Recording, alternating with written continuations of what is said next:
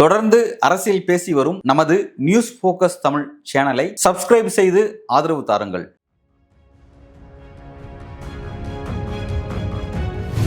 காஷ்மீரில் அமைதி திரும்பி விட்டது. சுற்றுலா பயணிகளே, காஷ்மீரில் அமைதி பூங்காவாக மாறிவிட்டதுன்னு இவர் சொல்லித்தானே போனாங்க.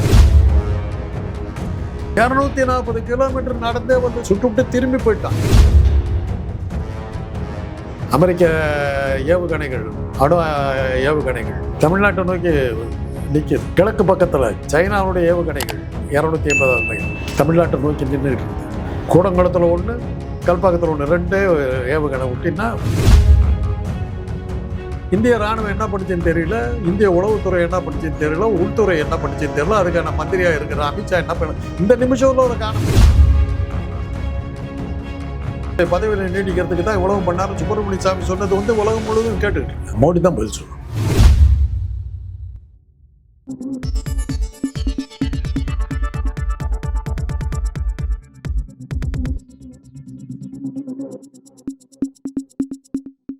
நியூஸ் போக்கஸ் தமிழ் நேயர்களுக்கு வணக்கம். இன்று நம்மோடு நேர்காணல் இருந்திருக்கக்கூடியவர் அரசியல் விமர்சகர் திரு காந்தராஜ் அவர்கள். வணக்கம் சார். சார், இப்போ பாகிஸ்தான் இந்தியாக்குள்ள இருக்கக்கூடிய அந்த போர் அப்படிங்கிறது போயிட்டு இருந்துச்சு. ஸோ இந்த போர் அப்படிங்கிறத தடுத்து நிறுத்தினதுக்கு என்னுடைய தலையீடு தான் காரணம் அப்படிங்கிற மாதிரி அமெரிக்க அதிபர் ட்ரம்ப் அவர்கள் வந்து சொல்லியிருந்தாரு. இதனைத் தொடர்ந்து இந்தியா தரப்புல இருந்து அப்படி கிடையாது, இந்தியாவுடைய திறன்மிக்க அந்த தாக்குதல் தான் காரணம் அப்படிங்கிற மாதிரி சொல்லியிருந்தாங்க. இப்போ இதனைத் தொடர்ந்து மீண்டும் ட்ரம்ப் அவர்கள் அவரையே வந்துட்டு முன்னிறுத்தி, அதாவது இந்த போர் நிறுத்தப்பட்டதுக்கான காரணம் நான் தான் அப்படிங்கிற மாதிரி தன்னை முன்னிறுத்தி பேசியிருக்கிறாரு. இதற்கான காரணம் என்ன சார்? காரணமெல்லாம் தெரியாது. இப்போ நடந்த போரை பற்றி ஒரே ஒரு விஷயந்தான் உண்மை. 240 மைல் கிலோமீட்டர் இந்திய எல்லைக்குள்ளார அந்த தீவிரவாதிகள் வந்து சுற்றுலா சென்ற 24 இந்தியர்களை கொன்னதுங்கிறது மாத்திரம்தான், கொண்டுவிட்டு அவங்க திரும்பி போயிட்டாங்கங்கிறது மாத்திரம்தான் நிஜம். மிச்சம் எல்லாமே கேள்வி ஞானம் தான். அதுக்கப்புறம் அவங்க விட்டாங்க, நான் இவனுக்கு ஜெயிச்சு விட்டேன், இந்த இடத்த அடிச்சு விட்டேன், இந்த இடத்த கொண்டு விட்டேன்னு ஆளாளுக்கு கதையெல்லாம் சொன்னாங்க. அந்த ட்ரம்ப் சொன்னதுக்கப்புறம் தான் நீங்கள் போகிற நிறுத்தி விட்டீங்க. அது இல்லைன்னு இப்போ சொல்கிறதுல என்ன அர்த்தம் இருக்குது? என்ன இராணுவ தாக்குதல் என்ன நடந்தது? ஒரு 9 இடத்துல வந்து துல்லிய தாக்குதல்கள் பாகிஸ்தான் தீவிரவாதிகள் முகாம்களை 9 இடங்களையும் அழித்து விட்டோம். நாங்கள் பாகிஸ்தானில் இருக்கிற தீவிரவாத முகாம்களை கண்டுபிடிக்க முடிஞ்சவங்களுக்கு இந்தியாவில் இருக்கிற தீவிரவாத முகாம்கள் எங்கென்ன இருக்கிறது தெரியல. உங்களுக்கு இராணுவம் என்ன படிச்சுன்னு தெரியல. அவங்க என்ன சொல்கிறாங்க, 6 ரஃபேல் விமானங்கள் அடித்து உடைக்கப்பட்டு விட்டன அப்படின்னு சொல்லிட்டு ஃபோட்டோ காட்டுறாங்க. அதை நம்புறதா இதை நம்புறதா? ட்ரம்ப் என்ன சொல்கிறாரு, ஃபோனில் பேசுனாங்க, ஃபோன்லேயே முடிச்சிட்டாங்கிறாரு. ஒரு யுத்தம் ஃபோன்லேயே முடிஞ்ச யுத்தம் எனக்கு தெரிஞ்ச உலகத்தில் இது ஒன்றா தான் இருக்கும். அப்படி ஃபோன்லேயே முடியக்கூடிய யுத்தம் வந்து எண்ணத்துக்கு இவ்வளோ பெரிய பில்டப் கொடுத்தீங்கிறது அடுத்த கேள்வி. ஒன்று மாத்திரம் தான், ஒரே ஒரு விஷயம் தான் நிஜம். பாகிஸ்தான் எல்லையிலிருந்து 240 கிலோமீட்டருக்கு உள்பகுதியில் இருக்கிற பகல்காம்ங்கிற ஊருக்கு அந்த பாகிஸ்தான் தீவிரவாதிகள் எந்த தடையும் இல்லாமல் உள்ளே வந்து 24 சுற்றுலா சென்ற 24 இந்திய பயணிகளை சுட்டு கொண்டு திரும்பி போய்விட்டார்கள் மாத்திரம்தான் இந்த போரில் நடந்த நிஜமான ஒரு விஷயம். இதுக்கு மேலே அதில் வந்து விளக்கத்துக்கு நம்ம போய்கிட்ட ஒன்றும் இல்லை. ஆளாளுக்கு சொல்கிறத கேட்டுக்க வேண்டியதுதான். ஆமாம், அதுதான் உண்மை, அதுதான் உண்மை. ஜெய் பாரத் மாதாக்கு ஜெய். இன்னும் யாரோ ஒருத்தன் புல்வாமா தாக்குதலுக்கு காரணமாக இருந்தவன் ஒரு ஆள், அவன் வந்து ஜெய் பாரத் மாதாக்கின்னா அப்போ தான் சொன்னாங்க. ஏண்டா ஒரு பேட்ரியாட் வந்து ஜெய் பாரத் மாதாக்கின்னு ஒரு தேசப்பற்றாளன் சொல்லியிருந்தா பரவாயில்ல, தேசத்தை காட்டி கொடுத்த நீ சொன்னால் எப்படிடா சொல்லுவோங்கிறதான் கேள்வி. இவெல்லாம் வந்து பாரத் மாதாக்கு ஜெய், பாரத் மாதாவை நினச்சா பரிதாபமாக இருக்குது. எவன் வந்து ஜெய் சொல்கிறதுன்னு இல்லாமல் போயிடுச்சு. ஆக அந்த போரை பற்றி நமக்கு ஒன்றும் தெரியலை. அவங்களும் ஒரு கதை சொல்கிறாங்க, இவங்களும் கதை சொல்கிறாங்க. அது கொஞ்சம் உண்மையாக இது உண்மையானு யாருக்கும் தெரியல. ஆனால் ஒரு மகிழ்ச்சியினால நம்ம தப்பிச்சுக்கிட்டோம், அந்த இதாகிட்டோம். ட்ரம்ப் கொடுத்த அந்த வர்த்தக பிரஷர்னால அந்த போர் அப்படிங்கிறது நின்னுச்சு அப்படிங்கிற பார்வை உண்மையா இருந்தா, இந்தியா வந்துட்டு வர்த்தகத்தை வந்து முன்னாடி வைக்கிறாங்களா? தீவிரவாதத்தை அழிக்கிறத விட வர்த்தகம் அவங்களுக்கு முக்கியமா போயிடுச்சா?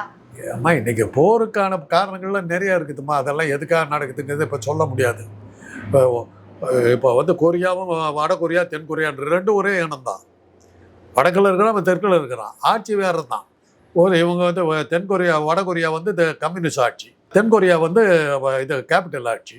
இதை தவிர 2 இனமும் ஒரே இனம். ஆந்திரா தெலுங்கானா மாதிரி ஒரே இனம். நான் குண்டை போடுவேன்னு பேசிக்கிட்டே இருக்காங்க. இன்றைக்கி அவங்க போடல, ஆனால் சண்டை போட்டுக்கிட்டே இருக்காங்க. அது மாதிரி தான். காரணங்களே கிடையாது.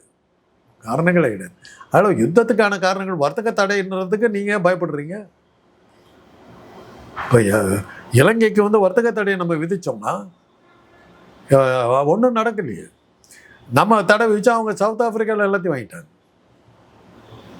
நம்ம தடையினால் ஒன்றுமே நடக்கல.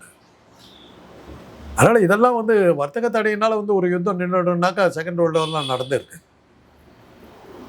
ஆனால் இதெல்லாம் சொல்ல கதைகள். இன்றைக்கி அதாவது 2 நாடும் வந்து விஷயம் தெரியாமல் இறங்கிவிட்டாங்க. அதான் தேன்கூட்டில் கையை விட்டது. நான் சொன்ன பழமொழி தான். தேன்கூட்டில் கையை விட்டாங்க. தேனி வெளியில் பற்றி சீரிட்டு வெளியே வந்துருச்சு. உன்னையும் கடிச்சது என்னையும் கடிச்சது. பார்த்தோம், புரிஞ்சு மாட்டிக்கிட்டோம். யாராவது காப்பாற்றுவாங்களான்னு பார்த்தா ட்ரம்ப் வந்து நிறுத்துக்க மாட்டான்னு நிறுத்திக்கிட்டோம். அவ்வளோதான் நடந்தது. அதுக்கு மேலே போனால் என்ன ஆகுன்னு தெரிஞ்சு போச்சு. இருட்டடிப்பு, அதாவது பிளாக் அவுட் எல்லாம் பண்ணுறீங்க, மின்சார தடையெல்லாம் வந்ததுன்னா என்ன நம்மளாம் தாங்குவோமா? மக்கள் இது பண்ண முடியுமா? யோசிச்சு பார்த்தாங்க, செம்தியா சிக்கிட்டோன்னு தெரிஞ்சு போச்சு. 2 பேரும் சரண்டர் ஆகிட்டாங்க, முடிஞ்சு போச்சு, அவ்வளோதான். இதை பற்றி அதிகமாக பேசினாக்க நீ வந்து ஆன்டி இண்டியன், அப்படியே ஒரு தேசபக்தி, இது தேசபக்திக்காரன்னு சொல்லி ஒரு கூட்டம் வந்து உட்காந்துக்கிட்டு இருக்கான். இவன் நினச்சிக்கிட்டு இருக்கா மயிலாப்பூரில் குண்டு விடுவது. மயிலாப்பூர்லேயும் விழுவும், டி நகர்லேயும் விழுவும், மாம்பழத்துலேயும் விழுவும். நீ தப்பிச்சு போயிட மாட்டேப்பா, ஜாக்கிரதையாக இருந்துக்கு. கல்பாக்கத்தில் ஒரு குண்டு போட்டானா அணுக்கத்தில் வீச்சு வந்ததுன்னா நீ சேர்ந்தா போவ. அது முதல்ல புரிஞ்சுக்க. சாதாரணம் இல்லை. டீகோ கார்சியாங்கிறது 500வது மைலில் இருக்குது. அமெரிக்க ஏவுகணைகள், அணு ஏவுகணைகள் தமிழ்நாட்டை நோக்கி நிற்கிது. கிழக்கு பக்கத்தில் சைனாவுடைய ஏவுகணைகள் 250வது மைல் தமிழ்நாட்டை நோக்கி நின்றுட்டு இருக்குது. கூடங்குளத்தில் 1, கல்பாக்கத்தில் 1, 2 ஏவுகணை விட்டின்னா இந்தியா காலி. அணு ஆயுதத்தை வச்சு பயமுறுத்தலாமல் ஒளி அதை பயன்படுத்த முடியாது. இம்ரான்கான் சொன்னார்மா, அந்த ஒரு பிரைம் மினிஸ்டராக இருந்தவர் 2019 இதே சம்பவம் அப்படியே ரிப்பீட் ஆயிருக்கு. யூரிங்கிற காஷ்மீர் பகுதியில் தீவிரவாத தாக்குதல் நடந்தது. உடனே அப்போ வந்து இந்தியாவில் எலெக்ஷன், மோடி நிற்கிறார். பாகிஸ்தான் எங்களை அப்படின்னாரு. பிரைம் மினிஸ்டர் பாகிஸ்தான் இம்ரான்கான்கிட்ட கேட்குறாங்க, அங்கே எப்போல்லாம் எலெக்ஷன் வருதோ பாகிஸ்தான் வந்து போர் எடுத்து யுத்தத்துக்கு தயாராகிடுச்சுன்னு சொல்லி அவரை மோடி இப்படியே சொன்னார். மோடி தலைமையில் கட்சி அதை பிரச்சாரம் பண்ணும். அதை தான் அவர் பண்ணிகிட்டு இருக்காரு. 2 நாடுமே அணுகுண்டு வச்சுருக்குது. அணுகுண்டு போட்டால் என்ன ஆகுன்னு 2 பேத்துக்கு தெரியும். 2 பேரும் அணுகுண்டை யூஸ் பண்ணோன்னே இது தற்கொலைக்கு சமம். நீயும் தற்கொலை பண்ணிட்டதா இருந்தால் நானும் இட்ஸ் அ சூசைடுன்னார். பேச்சை தீர்த்துக்க முடியும், அது என்னத்துக்கு போய் அனாவசியமாக யுத்தம்னு சொல்லிட்டு இருக்கிறார்.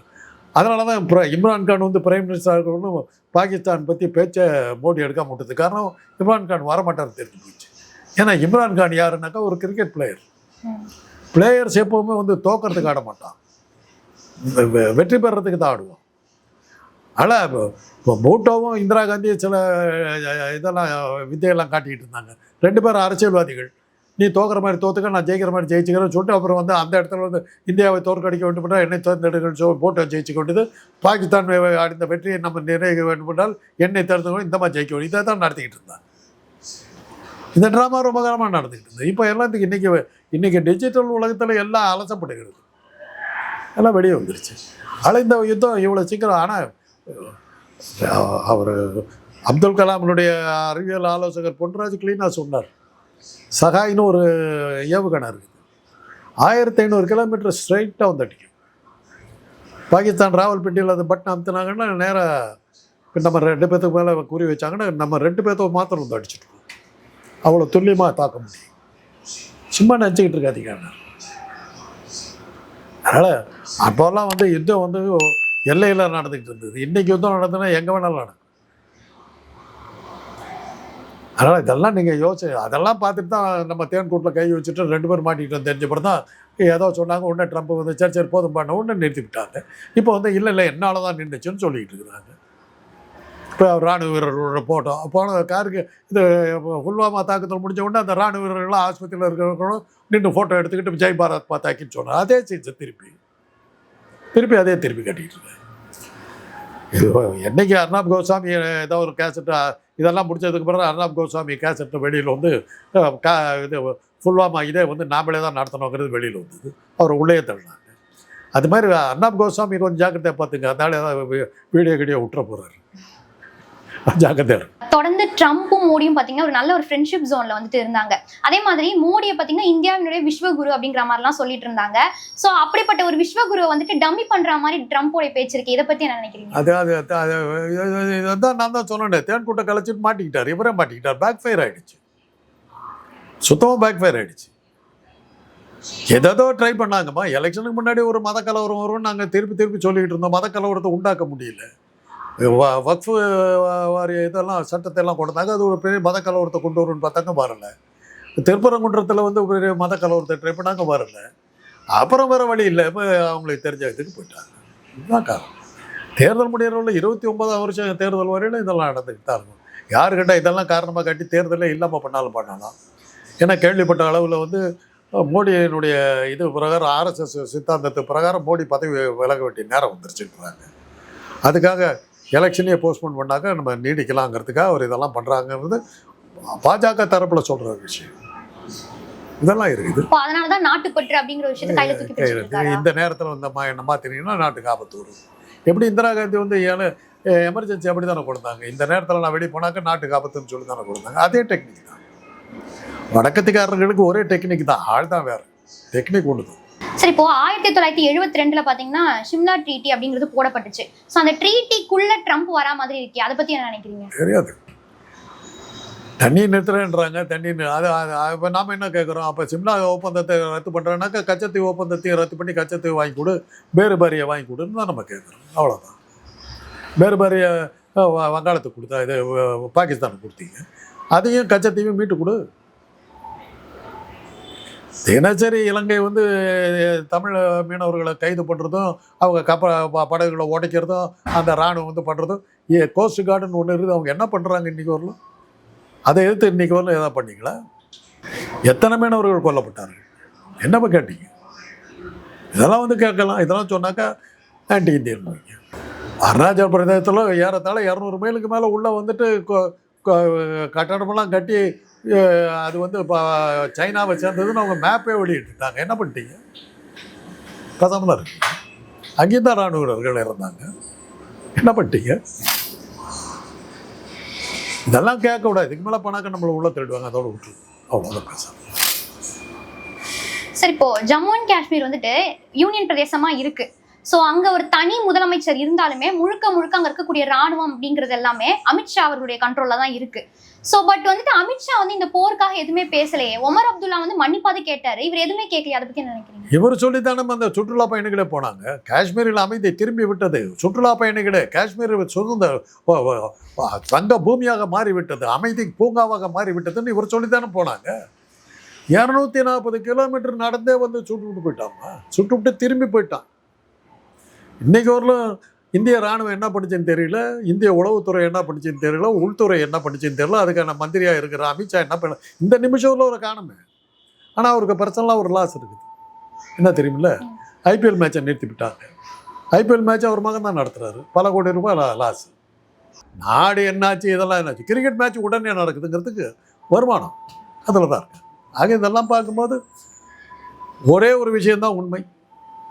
பாகிஸ்தான் தீவிரவாதிகள் என்று கருதப்படுகிற தீவிரவாதிகள் 240 கிலோமீட்டர் இந்திய எல்லைக்குள் வந்து 24 இந்திய சுற்றுலா பயணிகளை கொன்றுவிட்டு திரும்பி போய்விட்டார்கள் மாத்திரம்தான் இந்த சம்பவத்தில் நிஜம். மிச்சம் எல்லாமே ஆளாலும் விடுற கதை தான். வெளியுறவுத்துறை அமைச்சர் ஜெய்சங்கர் அவர்களுக்கு கூடுதல் பாதுகாப்பு அப்படிங்கிறது போடப்பட்டிருக்கு. இதை பத்தி நீங்க என்ன நினைக்கிறீங்க? சுற்றுலா பயணிகளுக்கு என்ன பண்ணீங்கிறதுல அவங்க கொடுக்குறதே எப்படி தாங்க. கங்கனா ரணாவத்துக்குற ஒரு நடிகைக்கு பாதுகாப்பு, இங்கே விஜய்க்கு பாதுகாப்பு, சீமானுக்கு பாதுகாப்பு, இப்படி தானே அவங்க கொடுத்துட்ருக்காங்க. மக்களுக்கு பாதுகாக்கிறதுக்கு அவங்க அந்த 240 மைல் அந்த தீவிரவாதி வந்ததுக்கு ஒரு பாதுகாப்பு இல்லையா எல்லையில் இருக்கிற இடத்துல. அவங்க பாதுகாப்பெல்லாம் இதுக்கு தான் போயிட்டுருக்கு. அதனால் ஒன்றும் ஆச்சரியப்படுத்த ஒன்று. இன்னும் போச்சுன்னா திரிஷா இவங்களுக்கெல்லாம் கூட கொடுப்பாங்க, வரத்துக்கு சான்ஸ் இருக்கு. சார் இப்போ பார்த்தீங்கன்னா இந்தியாவுடைய மிகவும் நட்பு கொண்ட நாடு அப்படின்னா ரஷ்யா அப்படிங்கறத நம்ம சொல்லுவோம். ஸோ ரஷ்யாவே இந்தியாவுக்கு இந்த இடத்துல ஆதரவா நிக்காதப்போ இஸ்ரேல் ஏன் வந்துட்டு இந்தியாவுக்கு இங்க ஆதரவா நிக்கிறாங்க? ஏன்னா இஸ்ரேலுடைய பிரதமர் நெத்தன்யாகு அவர்கள் கூட பாத்தீங்கன்னா இந்த தாக்குதல் அப்படிங்கிறது நடந்த கொஞ்ச நேரத்திலேயே மோடிக்கு அலைபேசி வழியா அழைத்து இதுல வந்துட்டு தாக்குதல் நடத்துறவங்க மேல கண்டிப்பா தண்டனை கொடுக்கணும் அப்படிங்கிற மாதிரி சொல்லியிருந்தாரு. இதை பத்தி நீங்க என்ன நினைக்கிறீங்க? அது அவங்களும் ஆன்டி முஸ்லீமுமா, இஸ்ரேல் ஆன்டி முஸ்லீம், அந்த காலத்துல இருந்து ஆன்டி முஸ்லீம். அதனால அந்த ஆன்டி முஸ்லீம் கற்றாரே காமுரு வரணும். அதனால என்ன மாதிரியே நீ முஸ்லீம்களுக்கு எதிராக இருக்கிற அப்படிங்கிறது தான் அவங்களுக்கு இருக்கிற ஒரு இது. அதுக்கு தான் இதை சொல்லியிருக்காங்க, ஆதரவு சொல்லியிருக்காங்க. அது எதிர்பார்த்திருந்தேன். எதிரி நண்பன் அவ்வளோ. சார், தொடர்ந்து பிரதமர் மோடி அவர்களுடைய செயல்பாடு அப்படிங்கிறது இந்த போர் சுற்றி பார்க்கும் பொழுது தேர்தலுக்கானதாவே இருக்கு. ஏன்னு பாத்தீங்கன்னா இந்த சிந்தூர் ஆபரேஷன் சிந்தூர் அப்படின்னு பேர் வச்சது கூட அவர் ஒரு எக்ஸ்பிளனேஷன் கொடுக்குறாரு. அதாவது பெண்களுடைய குங்குமத்தை வந்து அழிச்சிட்டாங்க, ஸோ அதனாலதான் அது பண்றேன் அப்படிங்கிற மாதிரி சிம்பத்தி கிரியேட் பண்ணி இவர் பண்றாரு. இதை நீங்க எப்படி பாக்குறீங்க? அது எல்லாத்துக்கும் தெரிஞ்சது தானே. நான் தான் சொன்னேனே, 29ஆம் வருஷம் வரையிலும் இந்த சம்பவங்கள்லாம் நடந்துக்கிட்டு தான் இருக்கும். அதை வந்து எவ்வளோ தூரத்துக்கு இது பண்ண முடியுமோ பண்ணிட்டு தான் இருப்பாங்க. இது ஏமா பாகிஸ்தானுக்கு அன்றைக்கி அது காஷ்மீருக்கு அவர் அன்றைக்கி அந்த சம்பவம் நடந்த அன்றைக்கி மோடி போயிருக்க வேண்டியது, அதை கேன்சல் பண்ணுறாரு. கேன்சல் பண்ணி சவுதி அரேபியாவுக்கு போகிறாரு. சம்பவம் நடந்த உடனே புறப்பட்டு வர்றாரு. சம்பவம் நடந்த இடத்துக்கு வந்து எல்லாத்தையும் விசாரிப்பாருன்னு பார்த்தாக்கா பீகாரில் போய் தேர்தல் பிரச்சாரம் பண்ணுறாரு. அவ்வளோதான் அதுக்கான வேல்யூ. செத்து போனவங்களை பற்றி இன்றைக்கு வரலாம் அந்த குடும்பத்துக்கு ஆதரவு சொல்லி மீட்டிங் போட்ட மாதிரி ஒன்றும் தெரியல. இன்றைக்கு வரலாம் அவர் ஒன்றும் பண்ணல. இராணுவ வீரர்களை போய் பார்க்குறாரு. இராணுவம் எங்கே தடுத்துருந்தா எப்படி இது 24 பேர் செத்து போயிருப்பாங்க? இதெல்லாம் தான் கேள்வி. இதுக்கு மேலே பேசினா நம்மளை உள்ள தள்ளிடுவோம். அவ்வளோதான் சொல்லுங்கள். தொடர்ந்து சுப்பிரமணியன் சொல்லிட்டு இருந்த ஒரு விஷயம் என்னன்னா, பிரதமர் மோடி வந்துட்டு 75 வயசு ஆயிடுச்சு அப்படின்னா அவர் வந்துட்டு ஒதுக்கிடுவாங்க அப்படிங்கிற மாதிரி சொல்லிட்டு இருந்தாரு. சோ அந்த சூழ்நிலை ஏற்பட்டுறக்கூடாது அப்படிங்கிறதுக்காக தான் மோடி வந்துட்டு இந்த மாதிரி பண்ணிட்டு இருக்காரு. அதைத்தான் அப்போ இருந்து நான் சொன்னது அதுதான். RSS சித்தாந்தப்படி அவருக்கு வெளியே போகிற நேரம் வந்துருச்சு. இதை காரணம் காட்டி எலெக்ஷனை போஸ்ட்போன் பண்ணி இதையும் போஸ்ட் பண்ணி தன்னுடைய பதவியில் நீடிக்கிறதுக்கு தான் இவ்வளவு பண்ணாரு. சுப்பிரமணிய சாமி சொன்னது வந்து உலகம் முழுவதும் கேட்டுக்கிட்டு இருக்காங்க. அது பதில் சொல்லணும். அது அவர் தான், மோடி தான் பதில் சொல்லணும். ஏன்னா இது அதுக்கு முன்னாடி சொன்னாங்க அவர். அதனால தான் நாக்பூரில் நடந்த RSS மாநாட்டில் போய் முன்னாடி உட்காந்தார், தன்னுடைய பதவி நீட்டிப்புக்கு எதாவது பண்ண முடியுமான்னு. ஏன்னா அவங்க வாஜ்பாயே வெளியே அமிச்சவங்க. அந்த வயசானது உடனே கரெக்டாக வெளியே அமிச்சிட்டாங்க, அத்வானியை வெளியே அமிச்சாங்க. அப்படி இருக்கும்போது இவர் பல வகையான முயற்சிகளில் ஈடுபடுறாரு. எப்படியாவது அந்த பதவியில் நீடிக்கணுங்கிறது ஈடுபடுறார். அதனுடைய விளைவு தான் இது அப்படின்னு சொல்லி சுப்பிரமணிய சாமி சொல்கிறத நம்ம பார்க்க வேண்டியது, கேட்க வேண்டியதாக இருக்குது. அது இல்லைன்னு அவங்க தான் சொல்லணும். சார், தொடர்ந்து இந்த போர் அப்படிங்கிறது எதை நோக்கி பயணிக்கும்? எங்கேயும் நோக்கி பயணிக்காது. 2 பேத்துக்கு தெரிஞ்சு போச்சு என்ன ஆகும்னு தெரிஞ்சு போச்சு. அல்ல, இது ஒரு ஷோ ஒன்று நடத்துனாங்க, முடிச்சுட்டாங்க. அந்த ட்ராமா ஓவர், வேற ட்ராமா போய் தான். உங்களுடைய நேரத்தை ஒதுக்கி இந்த நேர்காணல் கலந்து கொண்டதுக்கு மிக்க நன்றி சார்.